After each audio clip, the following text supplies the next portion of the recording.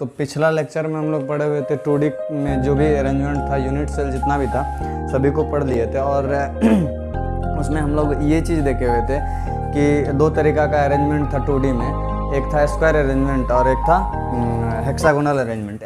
Square close packing में packing efficiency जो है वो आया था 78.6 और इसमें हेक्सागोनल क्लोज पैकिंग जो था, क्लोजेस्ट तो नहीं बोला जाएगा, क्लोज होगा, हेक्सागोनल क्लोज पैकिंग में उसमें पैकिंग एफिशिएंसी आया था 90.6। तो इसका मतलब ये होता है कि पैकिंग एफिशिएंसी ज़्यादा था हेक्सागोनल वाला का, तो अरेंजमेंट ज़्यादा अच्छा होगा हेक्सागोनल अरेंजमेंट। और हेक्सागोनल अरेंजमेंट जो होगा वो ज़्यादा स्टेबल होगा in comparison to square arrangement, क्योंकि वहाँ पर कम जगह खाली होगा। हेक्सागोनल अरेंजमेंट में बहुत कम जगह खाली होगा और स्क्वायर क्लोज पैकिंग में थोड़ा ज़्यादा जगह वैकेंट स्पेस होगा, खाली जगह। उस जगह को हम लोग यहाँ पर बोलते हैं void.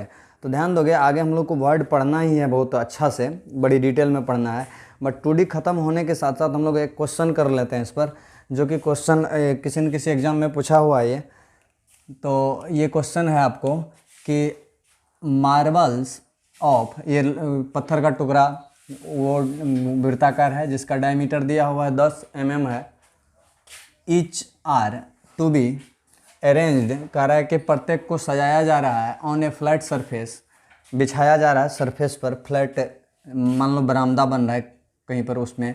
So that there centres, कह रहा है इस तरीक़ा से उसको बिछाना है कि लाई विद इन द एरिया, कह रहा है कि वो बिछाना है लेकिन वो इस एरिया में इनक्लोज होगा, बंद करेंगे उस एरिया में रखना है उसको, जो 4 लाइन से 4 लाइन से इनक्लोज है। लेंथ जो है वो चारों साइड का जो लेंथ होगा वो 40 mm होगा, प्रत्येक का 40 mm, मतलब ये वर्गाकार होना चाहिए। और वर्गाकार नहीं भी होगा तो एक रोम्बस भी ले सकते हो, उनका भी साइड चारों बराबर होगा, तो यहाँ पर वर्ग नहीं भी बन सकता है। Sketch the arrangement that will give the maximum number of marbles per unit area, कह रहा है कि मैक्सिमम नंबर ऑफ मार्बल होना चाहिए, अधिक से अधिक मार्बल आए उतना एरिया में, वो कौन सा अरेंजमेंट होगा उसको हम लोग ध्यान दो। Can be enclosed in this manner and deduce the expression to calculate it. तो ध्यान दोगे, हम लोग ये चीज़ जानते हैं कि ज़्यादा अच्छा अरेंजमेंट, ज़्यादा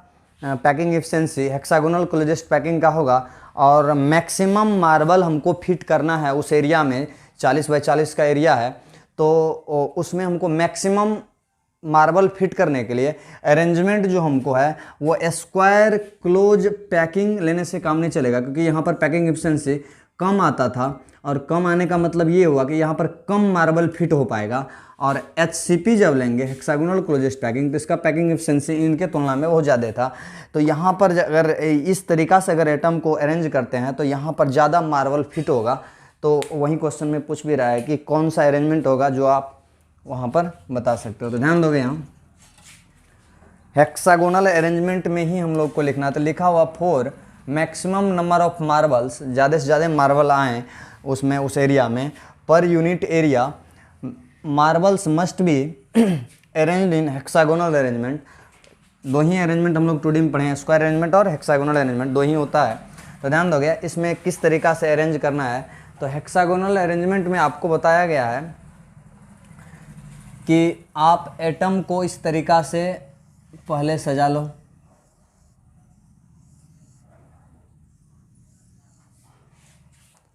ध्यान दोगे कि इसमें ये एटम जो है ये, इसमें हम लोग को ये चीज़ भी देखना है कि वो हेक्सागोनल अरेंजमेंट भी जो होगा उसमें एक साइड का जो लंबाई है वो सिर्फ 40 mm है, मिलीमीटर, उससे ज़्यादा नहीं होना चाहिए। तो ध्यान दोगे इसमें अरेंज करने का तरीका क्या है कि यहाँ से इसका डायमीटर ये कितना हो जाएगा, एक मार्बल का जो है, मार्बल जो है एक मार्बल का ये डायमीटर जो इसका 10 है, तो ये होगा 5, ये होगा 5, यहाँ भी ये 10 है, यहाँ भी ये 10 है, तो 10, 10, 20, 10, 30। ध्यान दोगे इसका सेंटर जो है, सेंटर से बाहर नहीं जाना चाहिए, तो ये जो है ये तो अंदर ही था, ये 5 लेंगे इधर, इधर 5, तो ये हो गया कितना, टोटल 40 हो गया। 10, 10, 20, 10, 30, 5 इधर 5 उधर, ये 40 हो गया। अब इसी पर अरेंज करना स्टार्ट कर दो एटम को, तो आ जाएगा आपको हेक्सागोनल अरेंजमेंट में जो भी आ जाइए। हाँ, तो यहाँ पर जो है ये हम लोगों ने यहाँ पर ये चीज़ लिया, यहाँ पर कितना एटम बिछाए हुए हैं, 3 और 2 5 एटम। तो यहाँ पर सेंटर जो है, सेंटर लाई करता है उसके भुजा पर, साइड पर। तो यहाँ से 5 सेंटीमीटर ये है, 5 mm ये है, 5 mm ये, तो 10 mm हुआ, इधर 10 mm, 10 20 10 30 और 10 40 हो गया। तो ध्यान दो, अब यहाँ पर हेक्सागोनल अरेंजमेंट में क्या होता है, गड्ढा में एटम रखते चलते हैं, गड्ढा में एटम रखते चले गए। तो अब यहाँ पर 5 एटम रखे हुए थे, 3 और 2 5। अब नेक्स्ट जो रो होगा उसमें उससे कम एटम आएगा, तो इस तरीक़ा से बिछाया, उससे भी कम आ जाएगा, उससे भी कम, लास्ट तक ले जाना है, इसके बाद एटम नहीं रख सकते हो। अब इधर एक हो गया। तो ध्यान दोगे, इस तरीक़ा का ये अरेंजमेंट हुआ। अब यहाँ पर देख सकते हो आप कि ये जो है आपको ये एरिया कैसा बना है, यहाँ से ये 5 mm होगा, ये 10 mm, 15 15 10 25 10 35 और 5 यहाँ तक लेंगे, सेंटर तक बाहर नहीं जाना है। तो ये हो गया टोटल 40, ये भी होगा 40 mm और ये भी होगा 40 mm, यहाँ से ये भी होगा 40 mm। इसी एरिया के अंदर पूछ रहा है कि आप कितना अब इसको मिटा दें, हम लोग को हेल्प किया वो चीज़, इससे ज़्यादा। अब ध्यान दोगे, यहाँ ये 40 mm हो गया, ये 40 mm है, ये 40 mm, ये भी 40 mm है, यहाँ से यहाँ का लंबाई इधर, ये भी 40 mm है।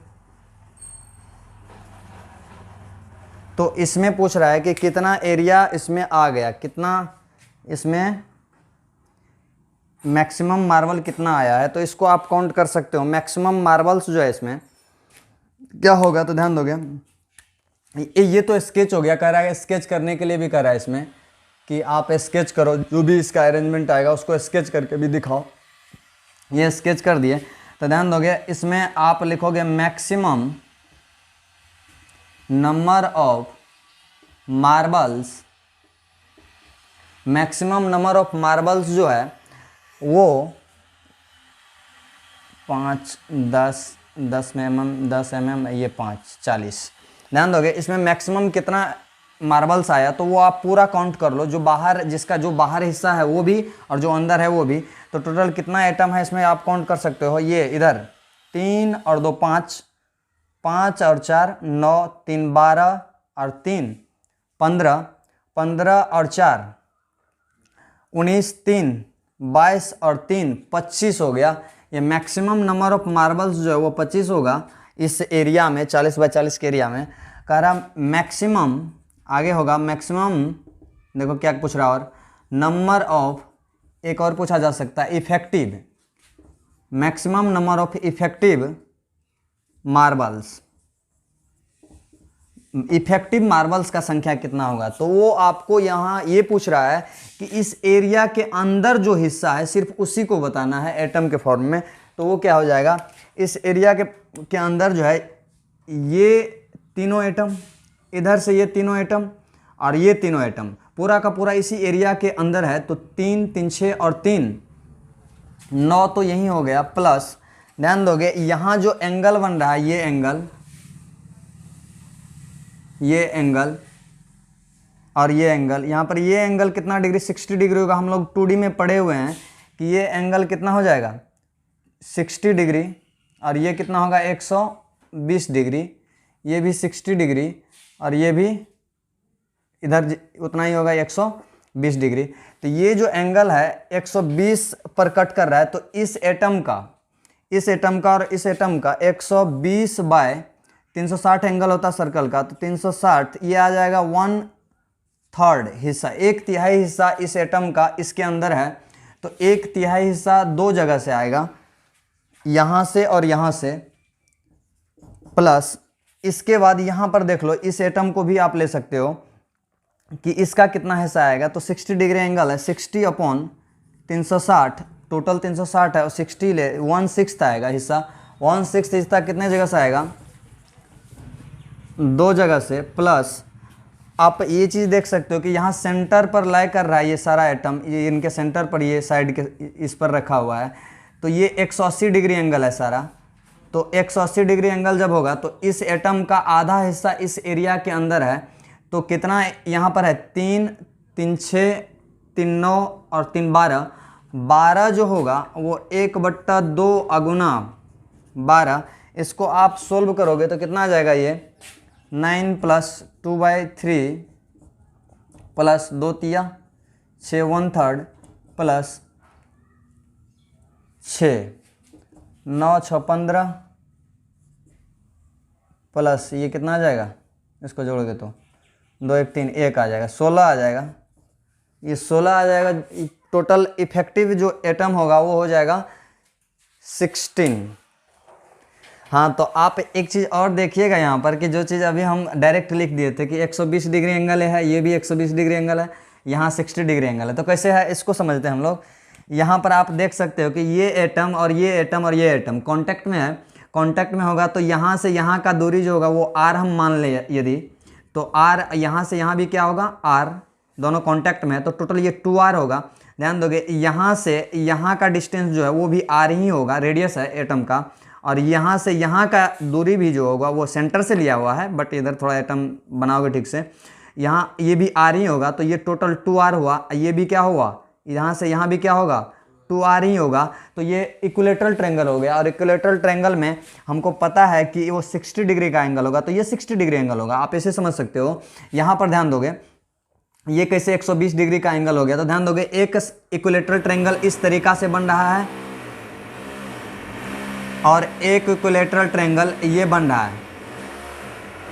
तो दोनों इक्विलेटरल ट्रायंगल बन रहा है, एक इधर से और एक इधर से।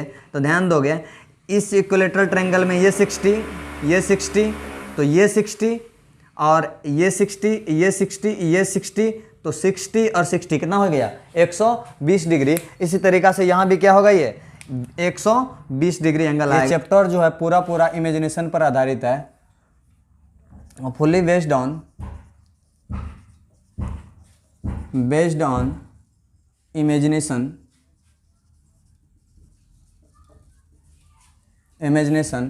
सॉलिड जो होता है, जो भी सॉलिड होगा, सॉलिड में कुछ हिस्सा खाली होता है, स्पेस जो होता है उसमें वैकेंट होता है, वो वॉइड कहलाता है। उसको भी हम लोग अभी जानेंगे उसी चीज़ को। इन सॉलिड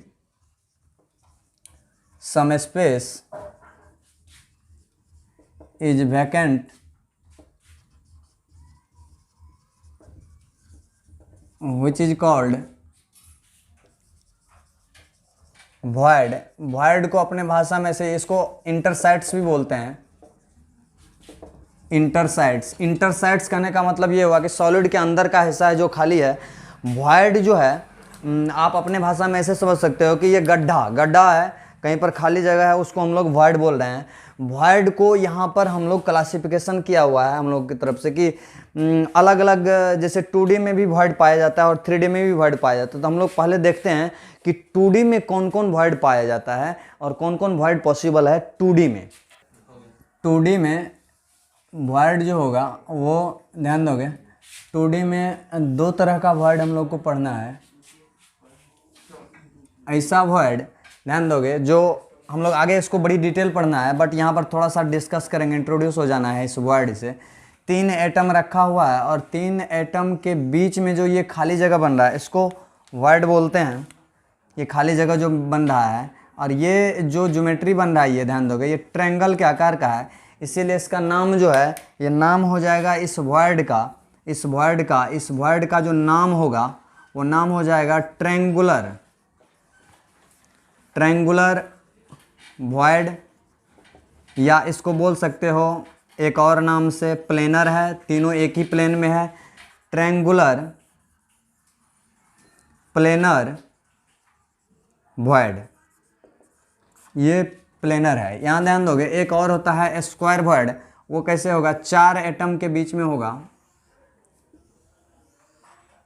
इसको आगे पढ़ना है डिटेल में void को। तो ध्यान दोगे ये जो है 4 एटम के बीच में जो ये खाली जगह बन रहा है इसको हम लोग बोलते हैं स्क्वायर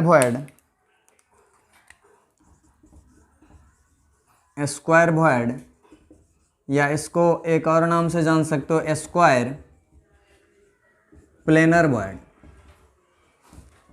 बिकॉज सारे के सारे एटम जो है एक ही प्लेन में है। आप देख सकते हो इसको, ये इस तरीक़ा से, ये मान लो 3 बॉल है, एटम जो होता है वो स्फेरिकल होता है, तो ये 3 बॉल मान लो ये सटा के रखा हुआ है, यहाँ पर देख लोगे ये ट्रायंगल जो बना हुआ है, इक्विलेटरल ट्रायंगल यहाँ बन रहा है, ये तीनों एटम रखा हुआ सटा के, ये जो बीच में वॉइड बन रहा है इसी को बोलते हैं ट्रायंगुलर वॉइड। और जब स्क्वायर वॉइड को देखना है तो वो क्या हो जाएगा कि ये 4 एटम के बीच में बनेगा, 4 एटम रहेगा कांटेक्ट में, और उसमें जो ये बीच में जो वॉइड बन रहा है इसको बोलते हैं स्क्वायर वॉइड। ये वॉइड आपको आगे पढ़ना है, इसमें रेडियस रेशियो ये सब चीज़ निकाल के, तो ध्यान दोगे। वॉइड जो है, वॉइड्स ये 2D वॉइड होता है और ये एक 3D वॉइड होता है। 2D में सिर्फ लेंथ और ब्रीथ, चौड़ाई, लंबाई और चौड़ाई होता है, इसीलिए यहाँ पर हम लोग एरिया लेते हैं, मतलब एटम को स्फेरिकल ना सर्कुलर मान के ले लेते हैं पाई r स्क्वायर एरिया। और यहाँ पर जो होता है 3D में, ध्यान दोगे 3D में एटम को हम लोग स्फेरिकल मान के चलते हैं, और यहाँ पर लेंथ भी होगा, ब्रेथ भी होगा और हाइट भी होगा। तीनों आ जाने के बाद जब लंबाई, चौड़ाई और ऊंचाई आ जाए तो वहाँ पर हम लोग क्या करते हैं, वॉल्यूम लेते हैं LBH, और आयतन आ जाने के बाद यहाँ पर हम लोग डेंसिटी भी पढ़ेंगे, लेकिन यहाँ पर डेंसिटी नहीं पढ़ते हैं। ध्यान दोगे इसमें क्या आ जाएगा कि इसमें 2 तरीका का वॉइड, ये 2D में पहले देख लें, इसमें 2 वॉइड अभी हम लोग देखें, एक ट्रायंगुलर वॉइड और एक स्क्वायर वॉइड। ट्रायंगुलर वॉइड कुछ इस तरीका से था, ये ट्रायंगुलर वॉइड, ये स्क्वायर वॉइड, ये स्क्वायर वॉइड हो जाएगा। तो ध्यान दोगे इसमें पूछा जाता है एक चीज़ कि कोऑर्डिनेशन नंबर क्या होगा, वॉइड का कोऑर्डिनेशन नंबर क्या होगा। तो इस चीज़ को समझते हैं, ये जो वॉइड है इसका कोऑर्डिनेशन नंबर क्या होगा, यहाँ पर भी ये वॉइड है, इसका कोऑर्डिनेशन नंबर क्या होगा। तो कोऑर्डिनेशन नंबर के लिए बताए हैं कि जितना इस वॉइड में, इस वॉइड से जितना एटम टच में है वहीं उसका कोऑर्डिनेशन नंबर होगा। तो इस वॉइड से टच में एक एटम, 2 और 1 3 एटम है, यहाँ पर कोऑर्डिनेशन नंबर 3 हो जाएगा। कोऑर्डिनेशन नंबर जो है ट्रायंगुलर वॉइड का वो 3 होगा। और यदि इसमें कोई एटम रखा हुआ हो, इसमें कोई एटम रखा हुआ हो इस बीच में, ये छोटा सा बीच में ये कैटायन ही रहेगा, यहाँ पर आगे पढ़ेंगे हम लोग। तो इस बीच में जो एटम होगा, ये इस एटम का कोऑर्डिनेशन नंबर क्या होगा, तो जो वॉइड का कोऑर्डिनेशन नंबर होगा वहीं उस एटम का कोऑर्डिनेशन नंबर होगा, क्योंकि इस एटम को 3 ही एटम टच करेगा, एक ये टच करेगा, एक ये और एक ये। कोऑर्डिनेशन नंबर होता है total number of nearest neighbour, निकटतम पड़ोसी का कुल संख्या, और निकटतम एक होता है सराउंड करना, एक होता है टच करना। तो टच जो किया हुआ है वो सिर्फ कोऑर्डिनेशन नंबर होगा, सराउंड जो किया हुआ वो कोऑर्डिनेशन नंबर में नहीं होगा, क्योंकि इसके इधर भी एटम होगा, हर तरफ एटम बिछा हुआ होगा, इधर भी एटम होगा, हर तरफ बिछा हुआ, लेकिन वो तो सिर्फ सराउंड कर रहा है इस वर्ड को, एटम को, या बोलो इसमें जो है। तो यहाँ पर कोऑर्डिनेशन नंबर हो जाएगा 4 और यहाँ पर कोऑर्डिनेशन नंबर 3 हो गया। तो चाहे वो वॉइड का कोऑर्डिनेशन नंबर पूछे या वॉइड में जो एटम प्रेजेंट होगा उसका कोऑर्डिनेशन नंबर पूछे, दोनों का वही होगा। यहाँ पर अगर पूछे तो यहाँ पर 4 और यहाँ पर 3 होगा। ध्यान दोगे 3D में कौन कौन वॉइड पढ़ना है। 3D में पहला जो वॉइड पढ़ना है हम लोग को, पहला वॉइड वो पढ़ना है, ये यहीं से हम लोग हेल्प लेंगे इसका। ये 2D में जो ट्रायंगुलर वॉइड है इसके हेल्प से हम लोग यहाँ पर कुछ और पढ़ने वाले। ध्यान दोगे यहाँ टेट्राहेड्रल 2D हेल्प अस, ये हम लोग को हेल्प करेगा 2D 3D को पढ़ने के लिए। ये 2-3 बॉल ये से रखा हुआ है, 3 एटम के ऊपर, मान लो आपके 3 एटम ऐसे रखा हुआ है, इस एटम के ऊपर ये रख दोगे तो ये 4 एटम के बीच में जो ये खाली स्पेस बन रहा होगा, ये खाली स्पेस आपको दिख रहा हो तो ये खाली स्पेस जो है टेट्राहेड्रल वॉइड बनेगा। अभी इस ज्योमेट्री को हम लोग बनाएंगे। टेट्राहेड्रल ज्योमेट्री कुछ इस तरीका से होता है, उसको भी आप देख सकते हैं, अभी बनाएंगे, इसको बना के भी दिखा देते हैं। ध्यान दोगे ये जो टेट्राहेड्रल ज्योमेट्री है, ये टेट्राहेड्रल का वो 3 बॉल जो रखा हुआ था, आप देख सकते हैं इसको कि 3 बॉल जो है नीचे में एक ट्रायंगल बना रहा है, इसको मिलाओ यहाँ और इसको, ये ट्रायंगल बना रहा है। ये तीनों बॉल इस तरीका से मान लो ये है, और इस तीनों बॉल के ऊपर जस्ट ऊपर ये है, तो ये ब्लैक बॉल जो दिख रहा है वो टेट्राहेड्रल वॉइड में होगा। ब्लैक बॉल जो दिख रहा है ये टेट्राहेड्रल वॉइड में होगा। ये तीनों बॉल एक प्लेन में होगा और ये तीनों बॉल के बीच में जो एक वॉइड बनेगा वो ट्रायंगुलर वॉइड बनेगा यहाँ पर, और इसके ऊपर एक एटम रखा हुआ है, मतलब ये 4 एटम के बीच में जो यहाँ वॉइड बनेगा इसको बोलते हैं हम लोग टेट्राहेड्रल वॉइड। इसको बना दें अभी। यहाँ पर ये तीनों एटम के ऊपर ऐसे जस्ट ये रखा हुआ है एक एटम और, तो इसको बोलेंगे, ये जो वॉइड बनेगा यहाँ पर इसको बोलेंगे टेट्राहेड्रल। टेट्राहेड्रल ज्योमेट्री ले रहा है, टेट्राहेड्रल वॉइड बोलेंगे इसको।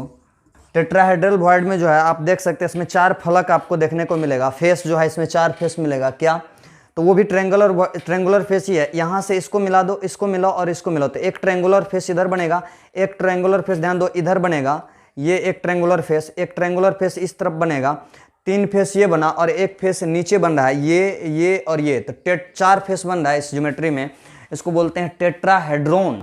इस वॉइड में पूछा जाए कि कोऑर्डिनेशन नंबर क्या होगा, इस वॉइड का कोऑर्डिनेशन नंबर तो 4 ही होने वाला, क्योंकि उस वॉइड में जो कोई चीज़ रखा रहेगा तो उसको सिर्फ 4 एटम टच करेगा, और इसमें एटम को जो उसका कोऑर्डिनेशन नंबर क्या होगा तो वो भी वही होगा। टेट्राहेड्रल वॉइड को हम लोग शॉर्ट में टीवी लिखेंगे आगे, टेट्राहेड्रल वॉइड। और इस चीज़ को आगे और भी डिटेल पढ़ना है तो हम लोग एक और चीज़ जान लें, इसमें एक और वॉइड पढ़ना है, ध्यान दोगे। 4 एटम एक प्लेन में रखा हुआ है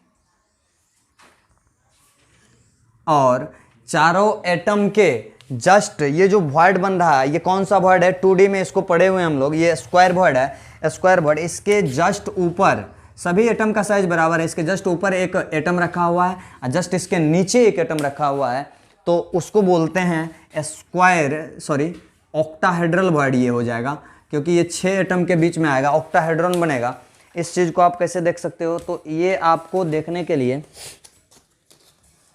आप देख सकते हो कि ये 4 बॉल रखा हुआ है एक प्लेन में, चारों बॉल, और चारों बॉल के बीच में ये वॉइड बनेगा आपको। 4 बॉल के बीच में ये, इसके ऊपर एक एटम रख दो, एक इसके नीचे रख दो, तो ये 6 एटम के बीच में एक वॉइड बनेगा जो आपको ऑक्टाहेड्रल वॉइड कहलाएगा। इसको आप भी ज्योमेट्री बना के देख सकते हो। हाँ, तो ध्यान दोगे, देखोगे कि ये ऑक्टाहेड्रल, ये जो है इसका हाइब्रिडाइजेशन sp3d2 होगा, तो ये ऑक्टाहेड्रल होगा। हम लोग आगे हाइब्रिडाइजेशन इसको डिटेल पढ़ेंगे, डिटेल टॉपिक ही है हाइब्रिडाइजेशन। ध्यान दोगे काफ़ी, इसमें क्या है कि ये 4 बॉल जो है इस तरीक़ा से अभी जो दिखाए थे गेंद से, वो ये 4 बॉल एकदम एक प्लेन में रखा हुआ है। इस चारों बॉल के ऊपर एक बॉल ऊपर से रखा हुआ है, एक नीचे से रखा हुआ है, तो ये जो ज्योमेट्री आ रहा है, ये ध्यान दोगे ये 6 बॉल के बीच में ये जो येलो बॉल जो है यहाँ पर, ये आपको ये 6 एटम के बीच में दिखेगा और ये ऑक्टाहेड्रल वॉइड पर एग्जिस्ट करेगा। तो यहाँ पर हमने क्या किया है, 4 ब्लैक बॉल को एक प्लेन में रखा है, एक ऊपर से रखा है और एक नीचे से, तो उसको आप फील करोगे कि यहाँ पर जो वॉइड होगा ये बीच वाला, वो ऑक्टाहेड्रल वॉइड कहलाएगा। ऑक्टाहेड्रल इसीलिए कि इसमें जो फलक दिखेगा वो आपको 8 फलक दिखेगा, और सारे के सारे जो है ट्रायंगुलर फेस होंगे, एक ये फेस, एक ये फेस, एक ये फेस, एक ये फेस, तो 4 फेस ऊपर दिखेगा ट्रायंगुलर फेस, ये और 4 ऐसे ही यहाँ नीचे दिखेगा ये फेस इस तरीक़ा से। तो ये जो है आपको 8 फलक दिख रहा है, ऑक्टाहेड्रल इसीलिए इसको बोला जाता है, 8 फलक दिखेगा यहाँ पर। और आगे हम लोग को एक और यहाँ पर वर्ड पढ़ना है, पहले इसको देख ले, हम बैट का ज़रूरत है इसको। तो आप देखते हैं यहाँ पर कि इसमें जो ये वॉइड जो है इसका कोऑर्डिनेशन नंबर क्या होगा, यहाँ पर जो भी कोऑर्डिनेशन नंबर निकालोगे तो यहाँ पर 6 आ जाएगा कोऑर्डिनेशन नंबर, क्योंकि इसमें कॉन्टैक्ट में 6 एटम होगा, यहाँ पर कोऑर्डिनेशन नंबर 6 होगा। इसमें जो भी कोई एटम रखा हो उसका भी कोऑर्डिनेशन नंबर 6 ही होगा। एक और वॉइड के बारे में हम लोग पढ़ते हैं, और वो जो है 3D में ही है। 3D में एक और वॉइड पढ़ना है, और वो है क्यूबिकल वॉइड। क्यूबिकल वॉइड या क्यूबिक वॉइड बोलोगे। क्यूबिक वॉइड जो है ये क्या होगा, ये क्यूब में, एक क्यूब में क्यूब का ज्योमेट्री लेगा और उसमें ये वॉइड बनेगा। तो इसको कैसे बनाया गया, तो ध्यान दोगे, ये 4 एटम सटा के रखा हुआ है, ऐसे एक स्क्वायर बनेगा, और इसके जस्ट चारों के जस्ट इसके ऊपर एक एटम, इसके ऊपर एक एटम, इसके ऊपर सभी के ऊपर एक एक एटम रखा हुआ है, समान साइज का है एटम ये। तो इसके बीच में जो यहाँ वॉइड बनेगा इसको बोलते हैं cubical void, cubic void. CB। और ये वॉइड जो है इसको डिटेल आगे पढ़ेंगे, इसमें रेडियस रेशियो सब ये सब फाइंड करना है सभी में। तो ये क्यूबिकल वॉइड जो इसमें कोऑर्डिनेशन नंबर क्या हो जाएगा, कोऑर्डिनेशन नंबर होगा इसमें, कोऑर्डिनेशन नंबर हो जाएगा 8, क्योंकि इसमें जो भी कुछ एटम रखोगे उसको 8 एटम टच करेगा। इसको आप इस तरीका से देख सकते हो, क्यूब बना के, क्यूब बना दो इस एक, और वो चीज़ आपको दिख जाएगा।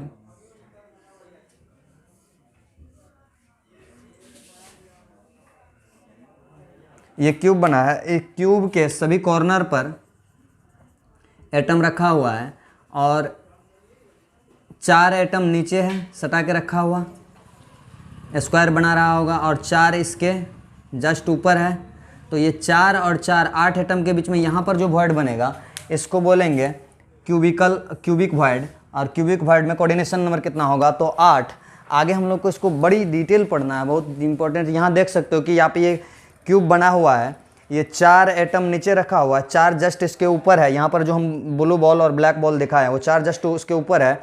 इस 8 के बीच में यहाँ पर दिख सकता है कि ये वॉइड बन रहा है, ये खाली जगह यहाँ पर, इसमें इसी को बोलते हैं क्यूबिक वॉइड। और ये इसका कोऑर्डिनेशन नंबर, यहाँ पर जो भी कुछ एटम यहाँ बीच में रखेंगे तो इसको ये 8 एटम टच करेगा, और कोऑर्डिनेशन नंबर कितना होगा, 8।